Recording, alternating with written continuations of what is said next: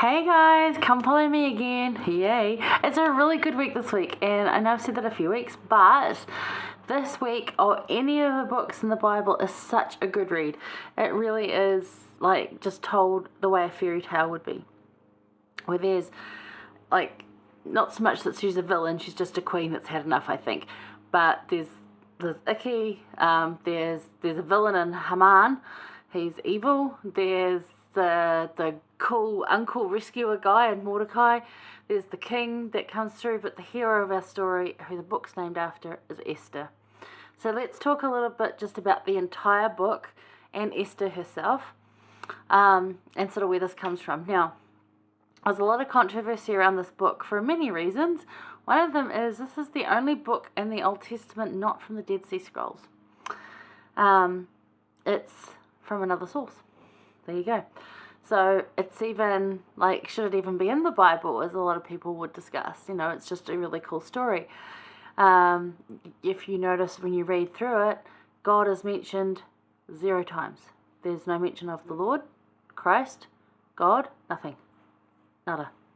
Nothing.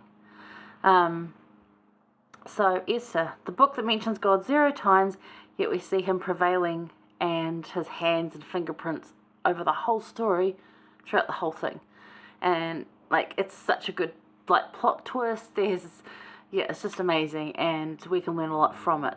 So let's start off with Esther herself. Her name was Hadassah, which my friend Kinga, hey Kinga, she named her little girl that, and I love that. It's also actually my grandmother's name in a way, because Hadassah means myrtle. Now myrtle, I've got a picture of it here. This is the flower, if you can see that. So it's meant to be representative of a star. And I mean, if you look at that, like a star's twinkling and bursting, and you can imagine them.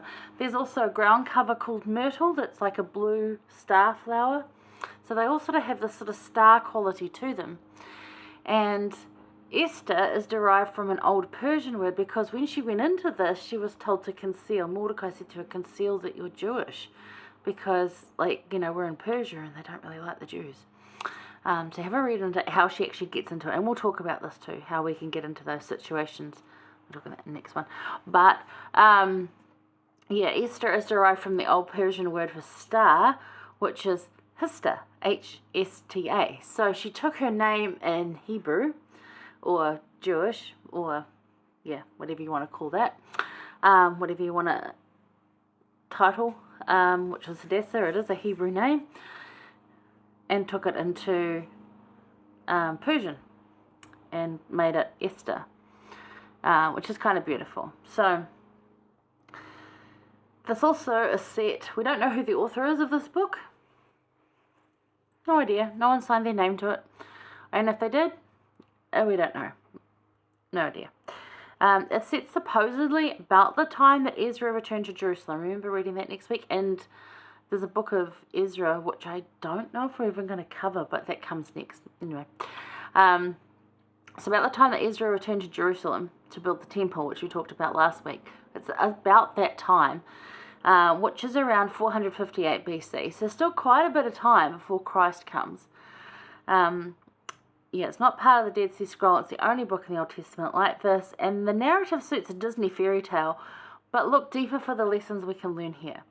Because although it's this fairy tale story of, you know, the poor outcast slave girl becoming the queen, then saving her people, and it's amazing, and absolute credit to Esther and her bravery and courage and valiantness in doing this. There are deeper lessons we can learn from each of the characters in this. We can look at how Mordecai stayed with her and stayed faithful to her and supported her and kept in contact with her.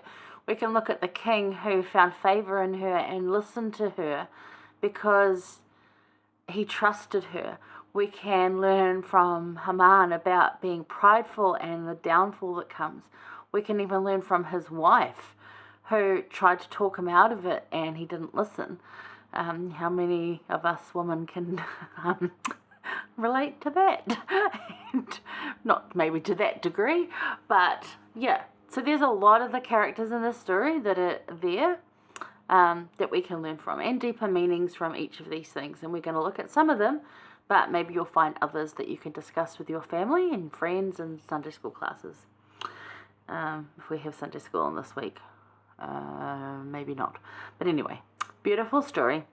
So we'll end this one off and then get into Esther chapter 2, where it really starts off. Because in Esther chapter 1, it's basically the king gets a little bit drunk. Well, a little bit, could have been quite a bit.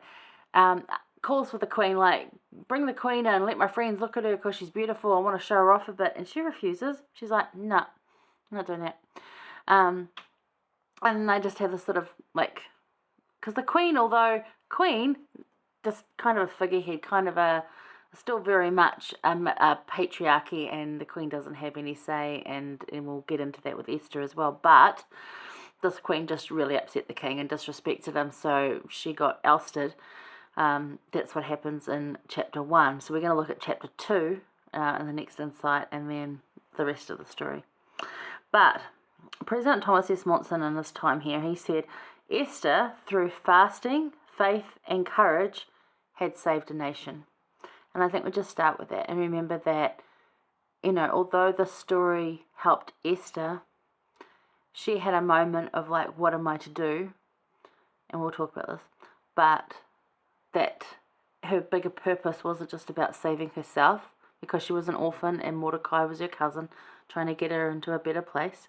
It wasn't just about saving her, it was about saving a much bigger purpose, which is often what the Lord has for us, is a much bigger purpose. But we only know that if we pay attention to Him, learn from Him, and be brave and move forward. So let's have a look at some of these things and what we can learn from it. I'd love to hear your thoughts too. So type away if you want to, or whatever you want to do, contact me somehow. Love to hear from you. Okay, see you soon for the next one.